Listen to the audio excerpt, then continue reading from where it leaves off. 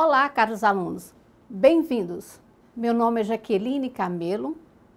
Sejam muito bem-vindos ao curso técnico em transações imobiliárias, através do ETEC Brasil e do Instituto Federal do Norte de Minas Gerais.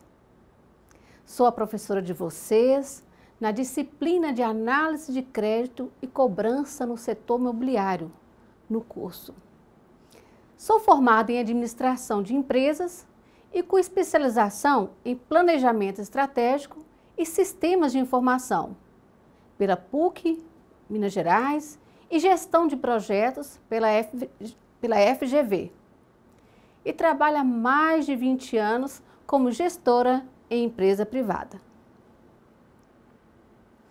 Bem, nesse primeiro momento, faremos uma abordagem sobre alguns conceitos que darão sustentação a uma análise de crédito e cobrança no setor imobiliário, bem responsável, organizada e de acordo com as normas e leis pertinentes ao setor, de forma a minimizar, ou seja, diminuir um possível risco de inadimplência. E como sabemos, de nada adianta realizar uma venda dos sonhos, com enorme possibilidade de ganhar muito, desejo de qualquer vendedor, e ao final ter um grande prejuízo em função de uma análise de crédito mal elaborada e sem os devidos cuidados, ou seja, um sonho que poderá tornar-se um grande pesadelo. Vamos lá. Antes de iniciarmos a nossa aula, farei um breve histórico do mercado imobiliário brasileiro. O mercado imobiliário brasileiro, até meados da década de 60, era totalmente desregulamentado e o comprador, naquela época, não tinha nenhuma garantia na relação de compra e venda de imóveis. A desorganização era tanta que houve a necessidade de criação de uma lei que ordenasse e desse sustentação ao mercado imobiliário. E, finalmente, em dezembro de 1964, foi promulgada a Lei 4.591, que trouxe na sua essência dispositivos de regulamentação para o setor imobiliário. E hoje, o mercado imobiliário se tornou, sobretudo nos últimos anos, o centro das atenções de nações, governos, profissionais e especialmente daqueles que desejam e lutam para adquirir um imóvel. E o déficit habitacional em nosso país, atrelado às mudanças nos instrumentos legais aplicáveis ao setor e a concorrência aguerrida, concorrência de guerra mesmo, entre os agentes financeiros pela oferta de crédito imobiliário, contribuiu de forma significativa para bons indicadores do nosso crescimento, do nosso segmento imobiliário, que a cada dia atende um universo cada vez maior de pessoas. Mas temos que acompanhar a economia nacional, pois se a população não readquirir a confiança na estabilidade do mercado de trabalho, ou seja, um temor de perder o emprego, poderá gerar uma retração inicial no mercado imobiliário. Mas como dizia o famoso pensador John Billigs, a vida não consiste em ter boas cartas na mão, e sim jogar bem as que se tem. Então vamos lá? Vamos iniciar a nossa matéria conceituando crédito. O que é crédito? Crédito é um termo que traduz confiança e deriva da expressão crer, do latim creditum, confiança ou segurança na verdade de alguma coisa, uma crença, uma reputação boa fama, identificando uma relação de confiança entre duas ou mais partes numa determinada operação. E por mais simples que seja, vamos dar um exemplo. Seu João lá estava doente e com dificuldades financeiras. E estava precisando comprar um remédio. Pensou e resolveu criar coragem e pedir ao seu compadre ali R$100. E o seu compadre, né, de longas datas, emprestou na confiança de receber o seu dinheiro de volta. E com isso acabou se criando uma relação de confiança entre os dois compadres. E sob o aspecto financeiro, é definido como a modalidade de financiamento e com o objetivo de possibilitar transações comerciais entre pessoas físicas e jurídicas. E a condição de crédito? O que é? Condição de crédito é a condição ou a habilidade apresentada por um tomador de crédito, a fim de honrar seus compromissos, ou seja, os recursos e bens que ele dispõe, que ele tem e que podem ser utilizados para quitar suas dívidas. E para avaliarmos a condição de crédito do tomador, é preciso que façamos uma análise de crédito bem estruturada, criteriosa e, como já disse, responsável. E o objetivo de crédito, da análise de crédito, é avaliar, é estudar a possibilidade de se conceder crédito a uma pessoa física ou jurídica, verificando se aquelas informações prestadas são verídicas, são verdadeiras. E verificar também as reais condições de honrar os compromissos financeiros. E é no momento da análise de crédito que devemos considerar alguns fatores relevantes para que se consiga potencializar, aumentar os resultados. O primeiro seria o quê? Seria a identificação dos riscos.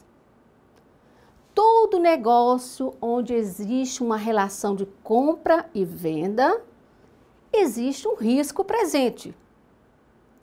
E os riscos devem ser observados, mensurados de forma crítica, avaliando onde há possibilidade de perda para o cliente também e, consequentemente, para o credor. Se o tomador está bem financeiramente, consequentemente, para o credor, isso é ótimo, né? E o segundo, a adequação às necessidades do crédito com sua utilização.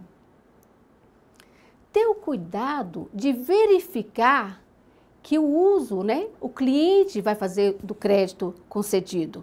Identificar que produto será mais indicado para a sua necessidade ou negócio. Terceiro, a avaliação do setor.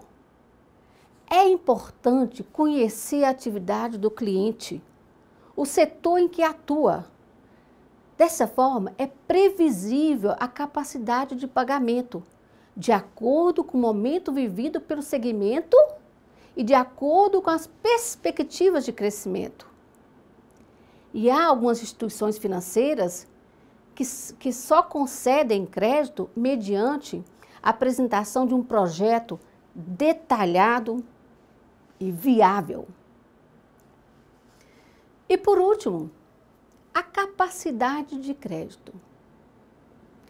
A empresa tomadora pode ser cliente de outros credores, de outras empresas.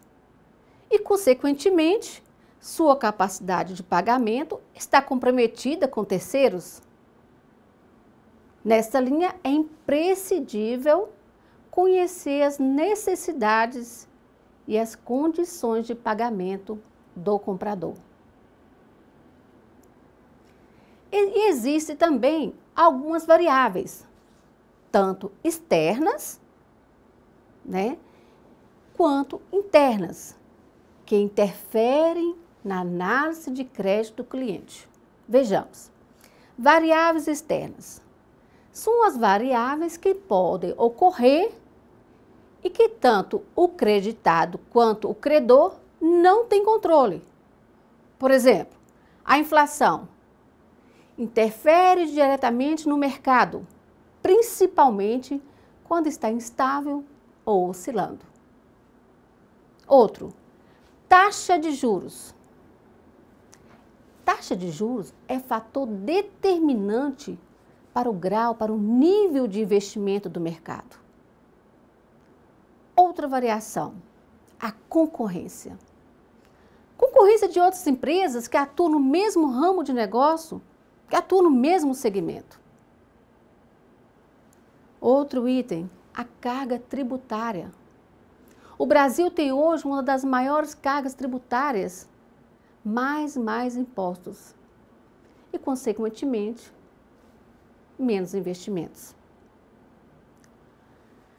Outro item, caráter dos clientes. A idoneidade do cliente.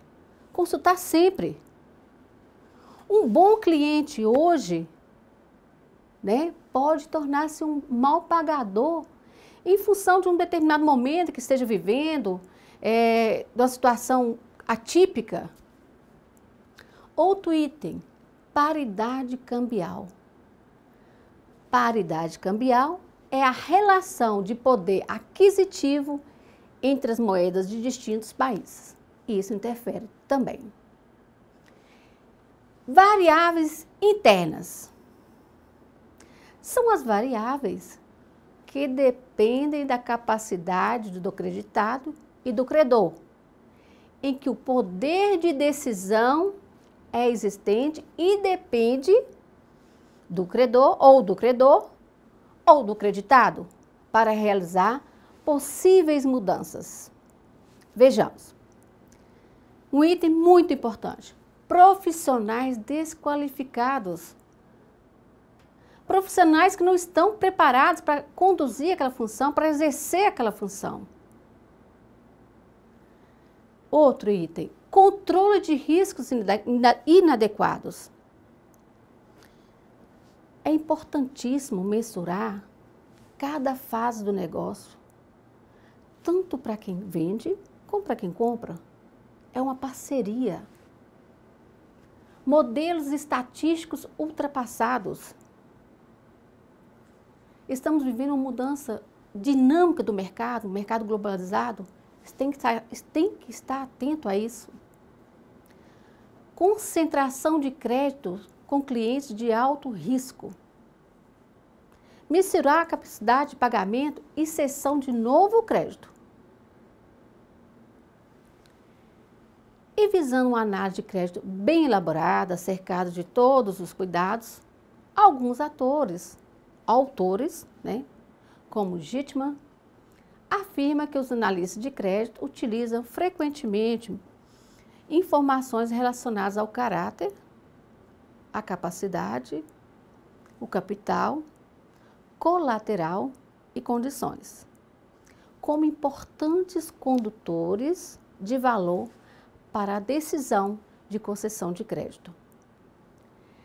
Essas 5 variáveis representam os Cs do crédito, os quais estão conceituados na figura abaixo. Cs do crédito, dados do cliente. Caráter, idoneidade no mercado de crédito, situação na Serasa, Equifaz, SPC, vários órgãos de restrição têm que estar verificando. Capacidade, é a habilidade, o conhecimento em converter negócios em renda. Capital, situação financeira e capacidade de pagamento. Colateral, é a disponibilidade de bens móveis, imóveis e financeiros como garantia. Condições, impacto de fatores externos, na geração de fluxo de caixa. Agora vamos falar sobre os tipos de crédito. Normalmente, distingue-se dois tipos de crédito. Tem o crédito pessoal e tem o crédito às empresas. O crédito pessoal dirige-se às pessoas, naturalmente, e a sua finalidade é, na maior parte dos casos, financiar a compra de produtos ou serviços. É um crédito ao consumo.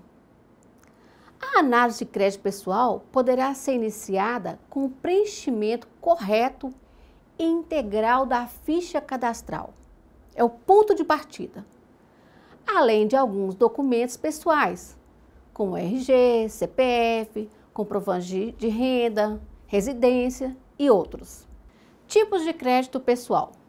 Nós temos o cartão de crédito, cartão de lojas, temos crédito para financiamento de automóvel, crédito para compras a prestações, mas há também outros tipos de créditos que não têm exatamente o objetivo de facilitar o consumo. São os empréstimos ou créditos para financiar a educação, financiar despesas médicas e outros. Há ainda o crédito à habitação, que pode ser visto de forma diferente dos outros tipos de crédito, porque é um crédito para a compra de um bem duradouro, um imóvel, um terreno, considerado como uma forma de investimento. E o mercado financeiro oferta variadas operações de crédito para quem deseja financiar carros, imóveis, constituir um negócio próprio, investir na empresa, entre outras opções. As instituições financeiras oferecem um capital que deve ser devolvido com juros, não é de graça, durante o período pré-determinado no início da negociação. E as formas de quitação são inúmeras, umas mais simples, outras um pouco mais complexas, mas o objetivo de todas é o pagamento do principal, isto é, do valor contraído em empréstimo ou financiamento. Vamos citar como exemplo duas formas de amortização de um contrato de financiamento reconhecido pelo Sistema Financeiro de Habitação, dos mais difundidos sistemas de amortização do mercado e no sistema bancário. Nós temos tabela Price, ou sistema francês, ou SAP. Trata do sistema de amortização progressivo. Temos também o SAC.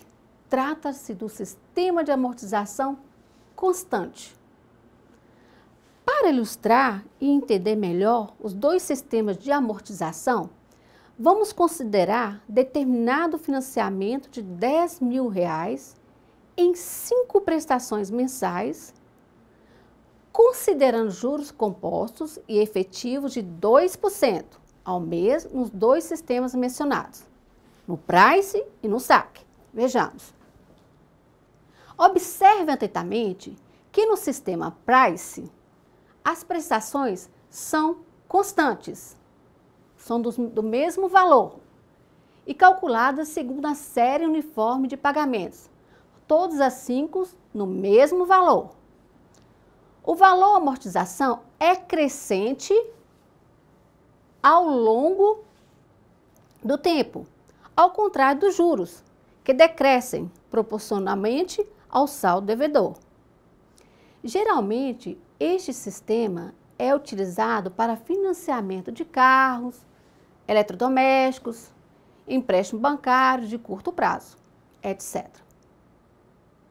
Por sua vez, no SAC, verificamos um comportamento constante no valor das amortizações e decrescente no valor das prestações, assim como nos juros.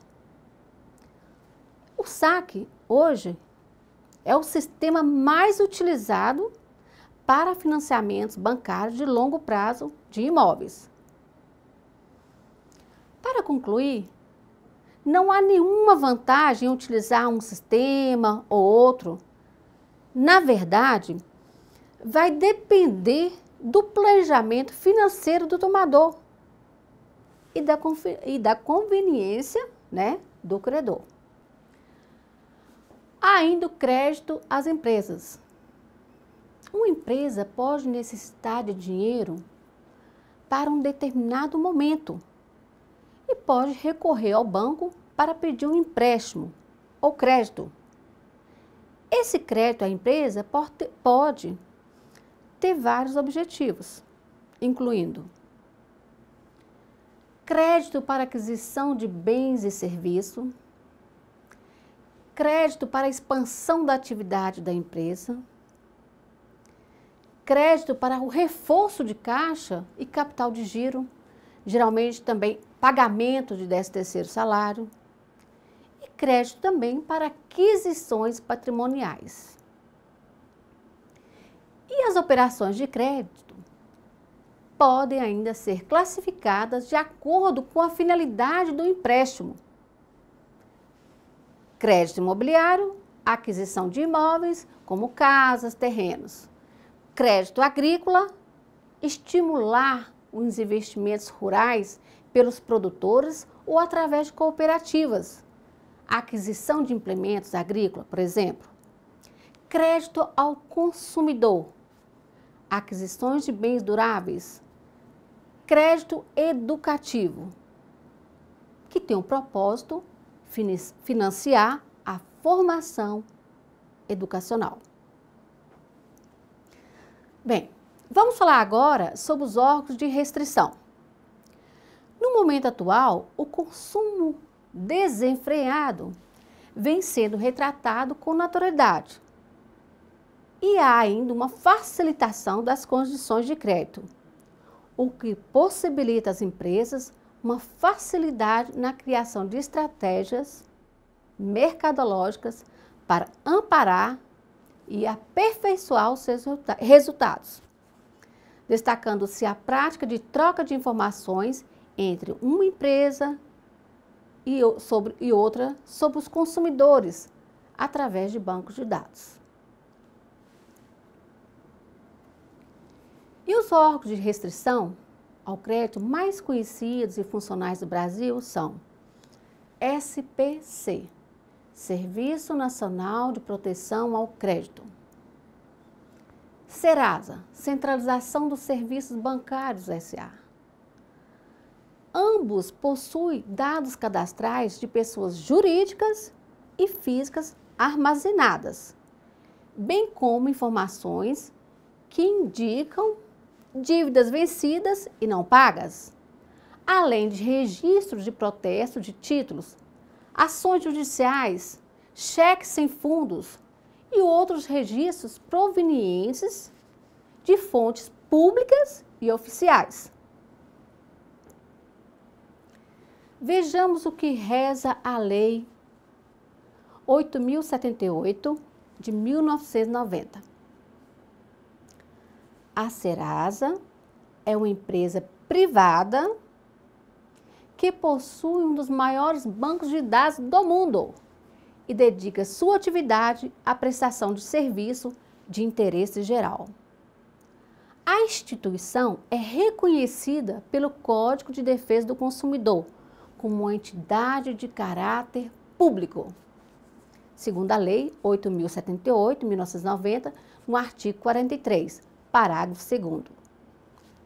Corrijo, parágrafo 4º. E o objetivo da Serasa e do SPC é tentar garantir que seus clientes não sofram nenhum tipo de inadimplência, calote, fornecendo informações seguras acerca da idoneidade financeira de um pretendente ao crédito. E há ainda o SPC imobiliário, que é um instrumento especialmente criado para dar suporte ao setor imobiliário, possibilitando oferecer crédito com mais segurança e agilidade. Pois bem, há os órgãos de restrição e há também o CDC, que é o Código de Defesa do Consumidor, E o nome já diz, Código de Defesa do Consumidor, que é, no ordenamento jurídico brasileiro, um conjunto de normas que visam a proteção aos direitos do consumidor, bem como disciplinar as relações e as responsabilidades entre o fornecedor, que é o fabricante de produtos ou prestador de serviços, com o consumidor final. E atento aos direitos e deveres do consumidor no que tange à realidade do cliente, o Código de Defesa do Consumidor estabeleceu no seu artigo 43 que o consumidor, sem prejuízo do previsto no artigo 86, terá acesso a informações existentes em cadastros, fichas, registros e dados pessoais e de consumo arquivados sobre ele, bem como sobre suas respectivas fontes. Isso, Brasil, em 1990. E foi ainda mais veemente no artigo 72, prevendo uma sanção penal de detenção por 6 meses a 1 ano ou multa para quem, conforme o artigo 72, impedir ou dificultar o acesso do consumidor às informações que sobre ele constam em cadastros, bancos de dados, fichas e registros. Outro aspecto a ser abordado é acerca do limite de tempo que o banco de dados poderá manter um registro sobre o consumidor na restrição ao crédito. Trata-se de um período máximo de 5 anos. CDC, no Código de Defesa do Consumidor, no artigo 43, no parágrafo 1º. Após o que deverá retirar o registro dos órgãos de restrição ao crédito, independentemente de solução sobre o débito que gerou a inscrição. Veja o que reza o artigo 43, parágrafo 1º. Os cadastros e dados de consumidores devem ser objetivos, claros, verdadeiros e em linguagem de fácil compreensão, não podendo conter informações negativas referentes a período superior a 5 anos. E é de pouco conhecimento do público em geral que a renegociação de dívida afasta a mora ou inadimplência, ou seja, qualquer dívida que tenha sido renegociada antes mesmo do primeiro pagamento do acordo, deve gerar a retirada do nome do consumidor de cadastros negativos ou órgãos de restrição ao crédito, no prazo máximo de 5 dias, a contar da celebração do acordo. Muito comum atualmente são as ações de indenização por danos morais em face de inscrições indevidas nos órgãos de restrição ao crédito. A inscrição do nome do consumidor em órgãos de restrição ao crédito, quando injustificada ou feita sem um requisito da comunicação prévia, enseja o direito do consumidor à indenização por danos morais. Em suma, a inscrição do nome do consumidor nos órgãos de restrição ao crédito é direito dos fornecedores, desde que exista dívida, tenha o valor líquido e certo, a dívida esteja vencida, o consumidor seja previamente comunicado, não tenha sido renegociado ou haja nova inadimplência e que não ultrapasse o período de 5 anos.